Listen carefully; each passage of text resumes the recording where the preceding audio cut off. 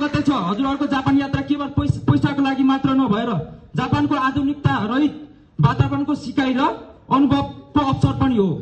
जापानको नयाँ भाषा, नयाँ वातावरण यी सबैलाई हजुरहरूलाई अझ बलियो र परिपक्वता बनाउने छ भन्ने आशा राखेको छु।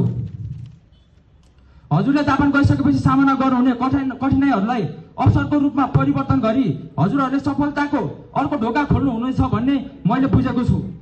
सबैभन्दा महत्त्वपूर्ण कुरा भनेको हजुरहरूले जापानमा आफ्नो स्वास्थ्य र सुरक्षालाई प्राथमिकता राखेर त्यहाँको नियम कानुन सुरक्षालाई प्राथमिकता राखेर त्यहाँको नियम कानुन अनुशासन र समय पालनलाई सर्वोपरि ठान्नुहुन्छ भन्ने मलाई लाग्छ।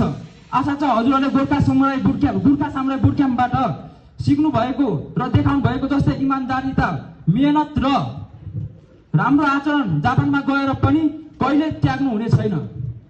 शरद साल लगायत हामी यहाँ बसेका सबै जनाको एउटै चाहना छ, तपाईहरू स्वस्थ रहनुहोस्, सुरक्षित रहनुहोस् र जापानमा आफ्नो लक्ष्य सफलतापूर्वक पूर्ण गरी भविष्यमा आफ्नो देशको मुहार फेर्न हाँसीमुख नेपाल फर्किनु हुनेछ।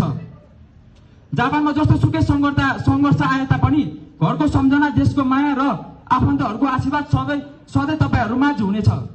अन्त्यमा हजुरहरूले गर्नुभएको तपस्या र त्यागको प्रतिफलको हामी सबै कोकरोजासी परिवार हार्दिक मङ्गलमय शुभकामना व्यक्त गर्दछौँ